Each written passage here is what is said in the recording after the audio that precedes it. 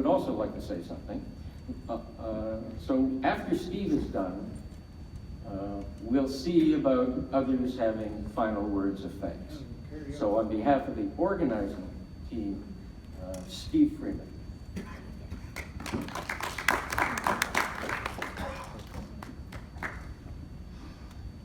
Last night we celebrated Russ as a man with a letter from his daughters, stories about him and his quirky behavior. I didn't speak last night, and I also didn't speak at his memorial some years ago. I worked with him, but didn't really know him well as a man. For one thing, there was a huge difference in age and experience. He had just retired from Penn, and I was just starting out. For another, when he was working, he was working. And for a third, it was during a time when his first wife was very sick. Ultimately, she died. We worked together on projects for Eastman Kodak, but whereas I would stay over in Rochester, he would fly back every night and return every morning. Nevertheless, I will remember him not only for his lectures and his projects and his writing, but for the manner in which he did live and work. Like most of us here, I've tried to integrate his thoughts into my own work and thinking. But I realize I've also tried to integrate some of his attitudes about life and work practices. So in the spirit of Ackoff, I've laid out some life lessons I learned from Russ. The first of these is on thinking. Russ was above all a thinker.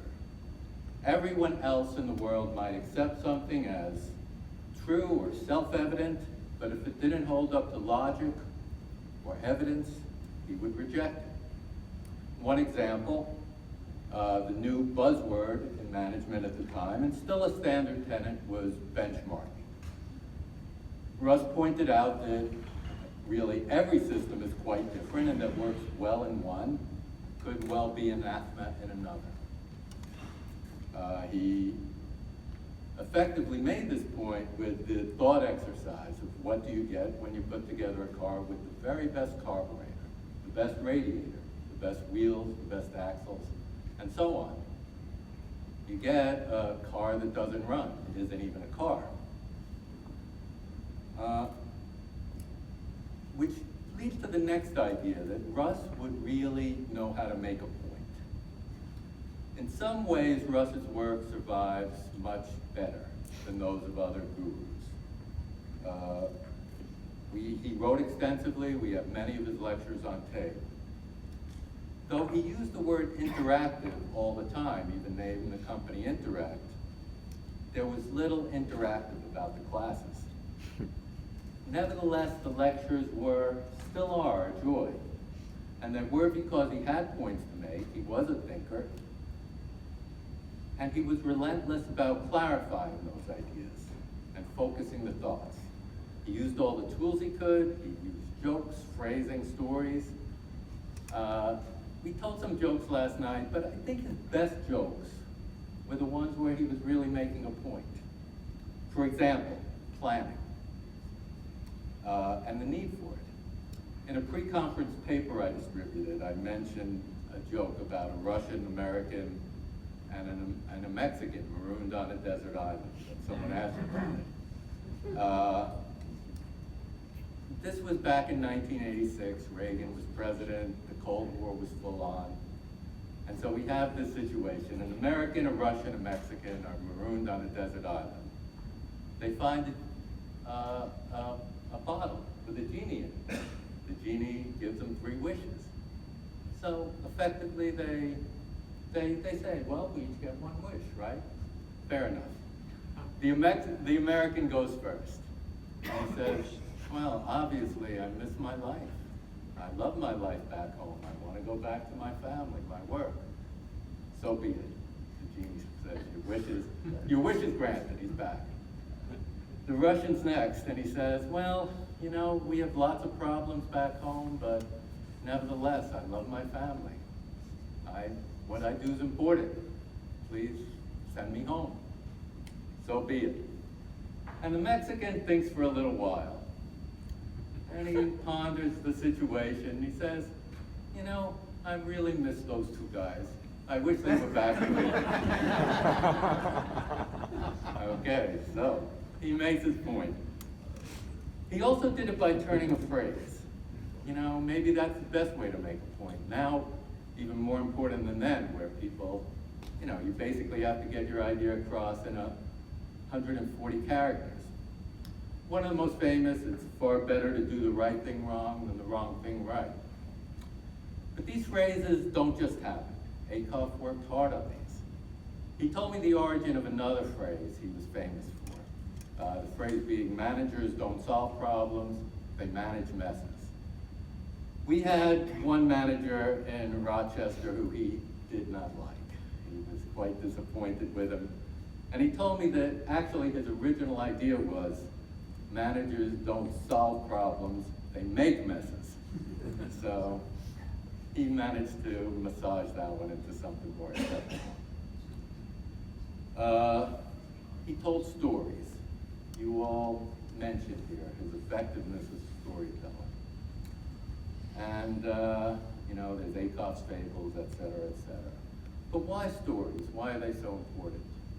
Well, Tom Cowan, who worked with Russ, was in fact his philosophy professor at Penn, told his own story about Russ's stories.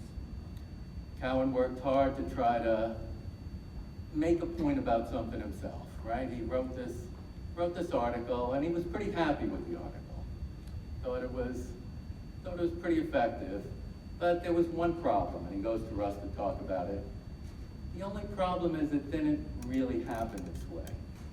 And Russ thinks about it for just a second, and he says, that's okay, that's the way it should have happened. And, that's his idea of stories. And it is the importance.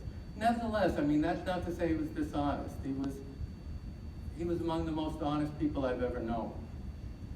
You know, many, perhaps most people would have thought him honest to a fault. He did not suffer fools, and if he thought someone was a fool, he did little to hide his perceptions. Along with that, I never saw him offer false praise. And in a professional world where people almost never show their true face or feelings, this lack of gamesmanship provided a rare opportunity for meaningful feedback, which is really the most essential element of learning and development. And if he did in fact offer praise, you knew it meant something. It was in fact he felt praiseworthy. Fourth point was writing. Russ's relevance today is directly attributable to the quantity and quality of his output. For Russ, writing and thinking went together. When people would complain that they just couldn't write, his rejoinder would be that that's because they can't think. For Russ, clear writing was clear thinking and vice versa. And I think that is true. I can't say how many times I felt like I've had a really good idea, and I try to put it down to paper only to learn, no, it doesn't hold together. And on the other hand, many times I'm just a muddled mess. Things, you know, I can't figure anything out. You sit down, you write, you sort it out, and yes, the process can clarify your thinking. The final thing of importance from him is work itself. The lasting memory I have of him, and the most important takeaway, is his dedication to work. The man did not goof off. He did not let obstacles or setbacks deter him. Even after he was world famous, he would arrive in the morning first thing, close the door, sit down to write.